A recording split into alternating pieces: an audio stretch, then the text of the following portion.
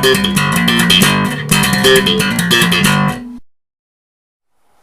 we doing, people?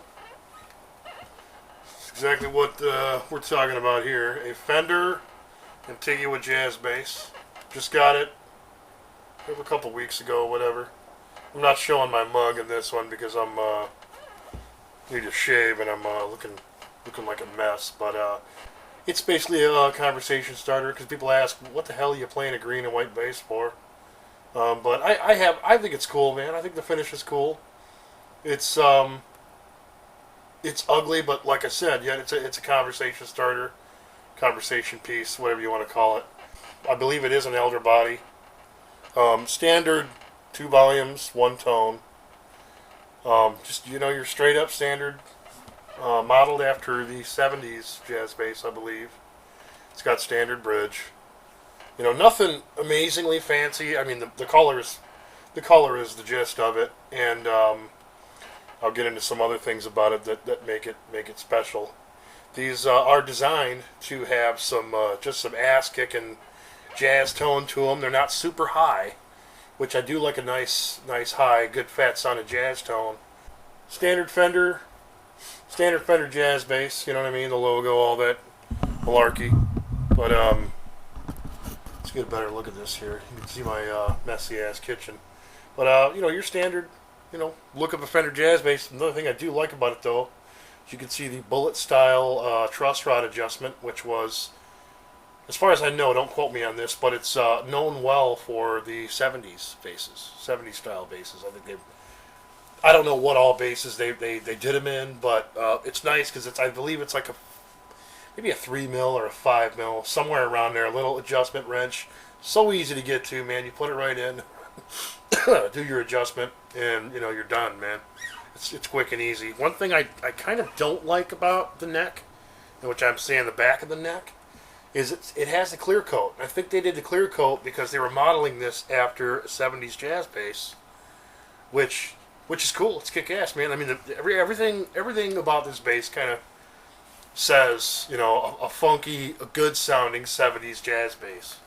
You know what I mean? Let's get another look at it again here. Antigua, which it should be just as you're seeing it here. The green and white burst. Some people call it puke burst. Pea green, puke burst. Which, whatever. I think it's sharp looking. I've gotten a lot of compliments on it. It is Mexican made. Like I said, it on the back here, back of the neck, back of the headstock, excuse me. Vintage style tuners, man. You can see them right here. Yes, I'm bumping into my chair. Right here, you can see Fender Special Edition. And one thing I was gonna, like I said, I was gonna explain a little bit later, which is special about this, is this is one of 250. There's 249 other ones just like this, and that's one of the main reasons why I bought it, because I'm not a fan of spending a lot of money on instruments. So, being that I bought this bass, I figured, you know what, I'm gonna buy this bass, this jazz bass. I'm not gonna modify it. I'm gonna keep it the way it is. I'll get to some tones here in a minute, but I just wanted to get you guys the basics and the gist of what the bass is about and what it's modeled after and everything. But thick, fat 70s sounding single coils jazz. They sound nice, man. I got a Carbon MB210, which is a 210 combo. Pretty powerful little combo for what it is. I mean, you can find it on the Carbon website.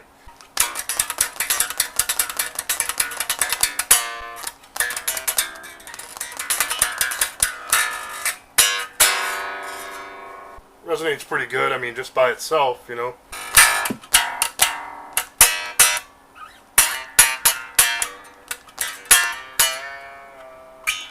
But anyhow, I'm gonna get to some sounds. So, like I said, man, the back of the neck has got a high gloss finish on it, which kind of takes away from the playing a little bit. But at the same time, it's such a smooth finish that if they did it, back in the '70s, it was probably revolutionary or something. I don't know, maybe not, but probably pretty badass, because I mean, for a polyurethane finish on the back of a neck, it feels pretty nice, while you're playing it. And it really doesn't really grab my attention very much, because usually if a bass has if a cheaper bass has like a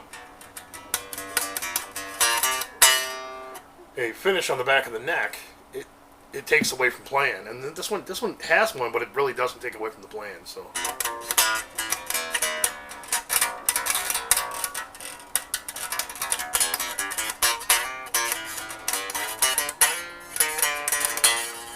Anyway, I want to plug this in, man.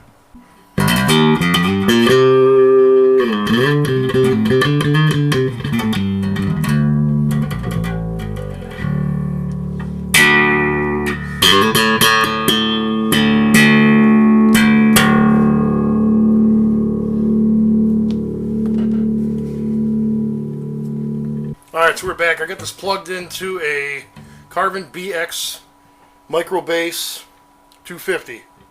It's a basic little, actually I shouldn't say basic, man. It's got a pretty wide EQ system to it. It's got a 4-band parametric EQ to it.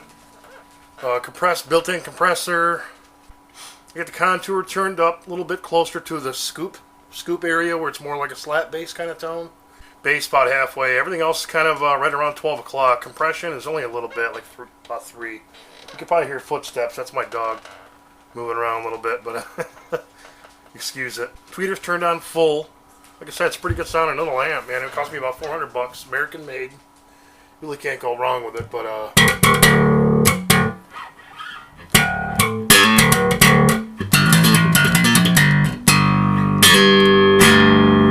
not much of a slap guy, but I've been getting a little more into it these days. But I mean, good fat sounding pickups, man. I'm gonna solo the neck pickup.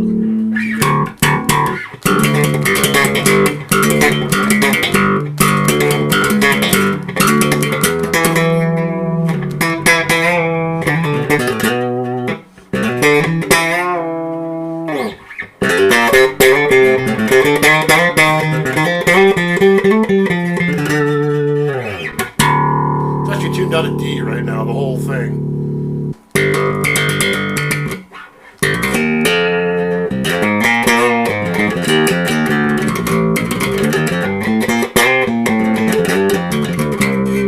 So that's where you hear some of that slappiness going on, where it's kind of breaking up a little bit.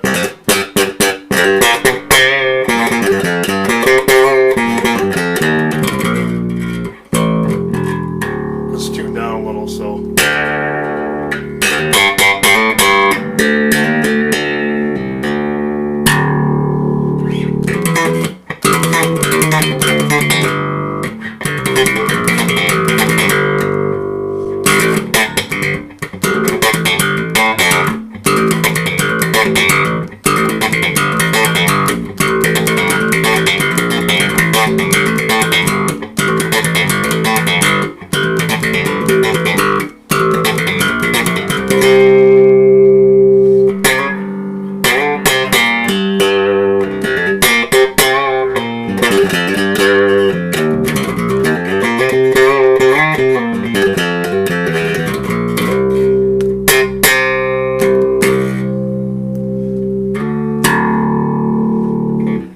Fender Antigua Jazz Bass, made in Mexico.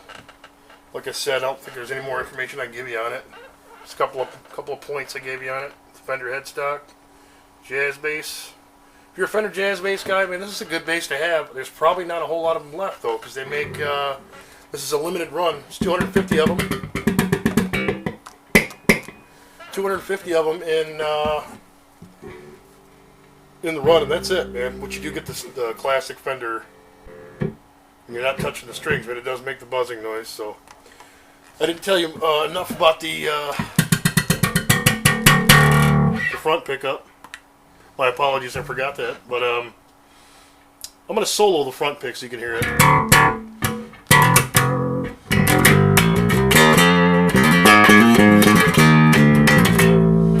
Sounds great, man. Great and fat.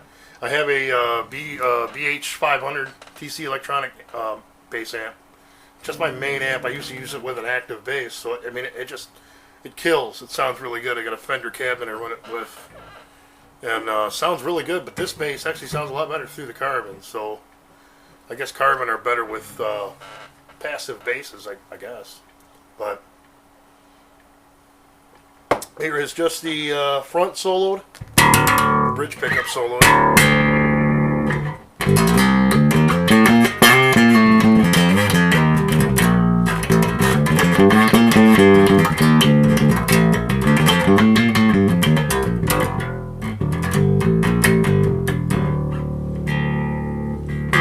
closer to a P-bass tone, obviously, because you're getting just this pickup. But here's both of them. But that's a nice, powerful sound, man, when you got both of them on.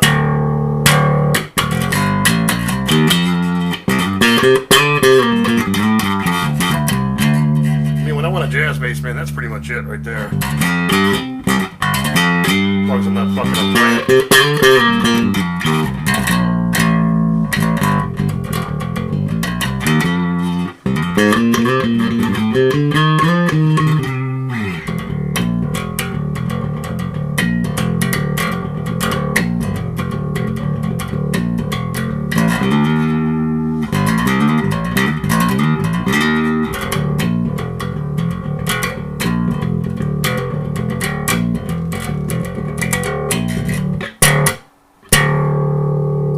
Better look at the bullet adjustment design right there. This bridge solo.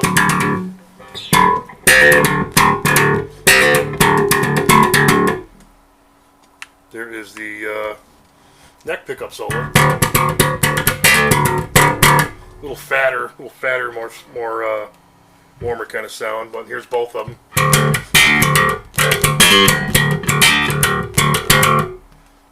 Both pickups, tone all the way down, nice smooth.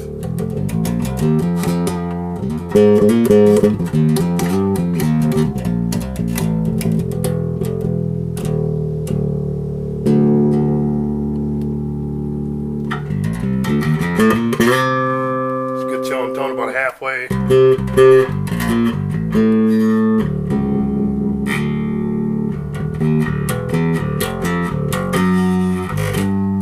Of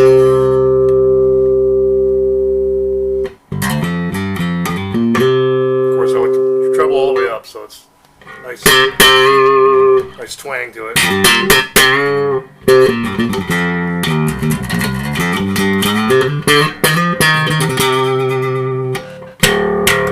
Fender Antigua Jazz Bass, made in Mexico. One of 250, so if you see one, man, if you don't mind shelling out the $750, grab it up, man. This is probably the last Fender I'll ever buy, because I'm not a huge fan of Fenders, but I did want a good solid Fender Jazz Bass, because I do like the sound, but I'm not a fan of paying a lot for a good instrument. So, but anyway, man, I hope you guys like the review and comment and all that good stuff. I do a lot of MMA videos too, so thanks a lot, guys.